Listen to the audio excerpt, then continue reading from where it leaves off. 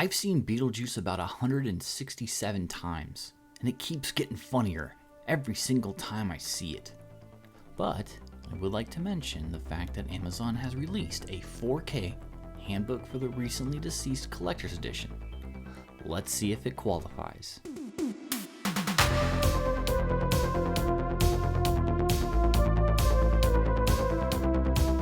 Before we get into the juicy details of this collector's edition, I'd like to mention that this is, in fact, the first time I have watched a 4K movie on my own home theater system.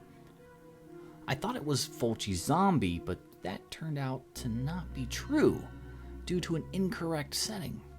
4K is, well, confusing. I recently got a PS5 and was super pumped to finally start watching some of the 4K films I have in my collection.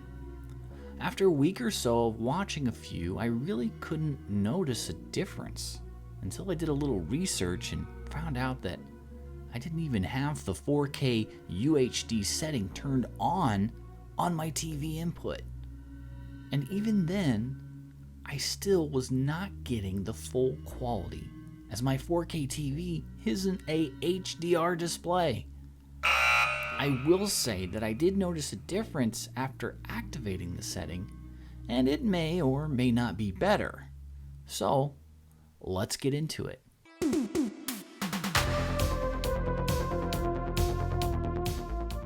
This is one of the coolest boxes that I have in my collection. If you couldn't tell already, it's made to resemble the Handbook for the Recently Deceased manual from the film. The outside of the box has a texture to it that makes it look and feel like a real book, and the title seems to be embossed. It's big though, taking up roughly the space of 3 Blu-rays. When you open the book, you will see a couple of pages from the manual, facts, and instructions on what to do in an emergency. It has a little window here that, if you look, yes, you will see real chalk for drawing a door to the afterlife. To get inside of the case, you simply pull the front cover just a bit, and you will see its binder come loose. They've installed magnets here, which personally I think is a genius design, as it should help prevent wear and tear from opening and closing.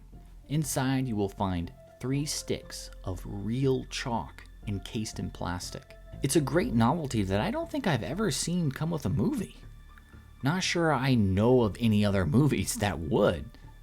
It's interesting that underneath the chalk it's just a blank space, almost as if they intended to write something here.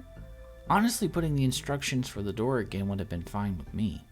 They also provided a detailed iron-on patch of Beetlejuice's gravestone and the ripped and torn ad for Beetlejuice the Bioexorcist.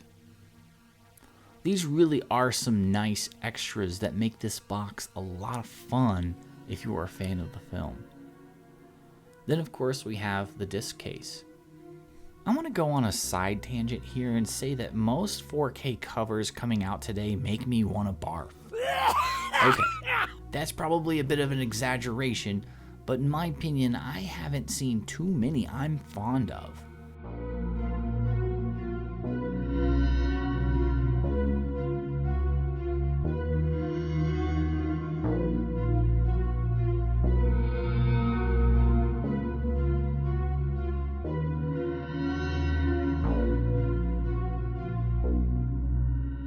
Warner Brothers didn't do too bad with this release. It mostly resembles the original, but why change it? And if you're going to change it, then give us a reverse cover of the original like other companies do.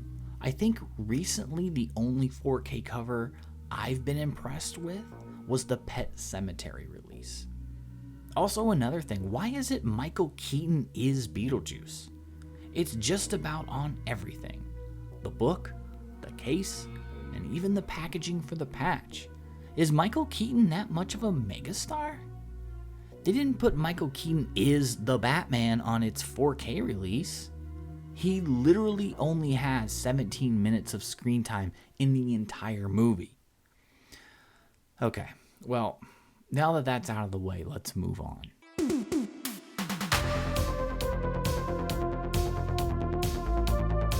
To be honest, not much. This version does come with both the Blu-ray and 4K versions, as well as a digital code that will ultimately expire. But the real surprise here is that it only has 2 special features. That's right, you heard me correctly, only 2. 3 episodes from the animated series and the theatrical trailer.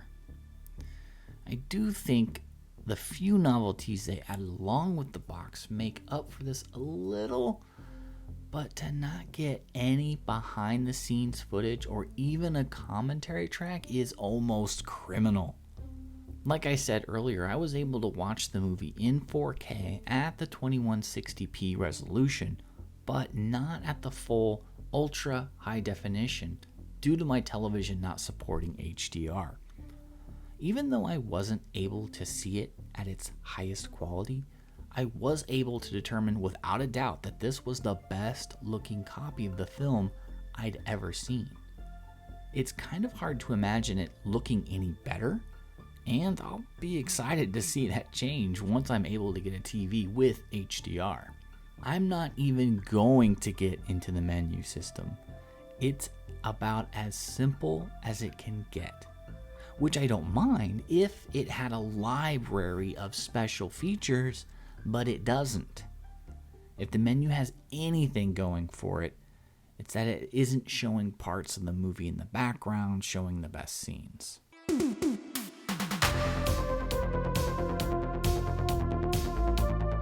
The answer to this isn't a clear yes or no.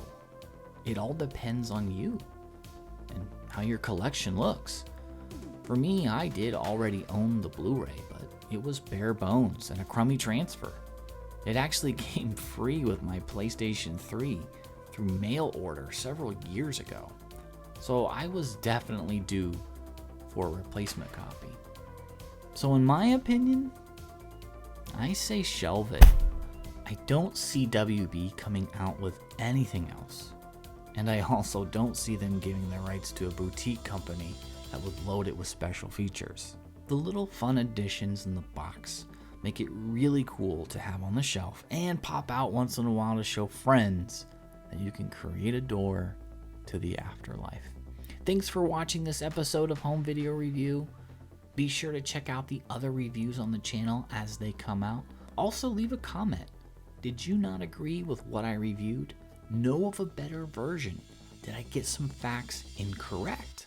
Let's hear it. Thanks for watching.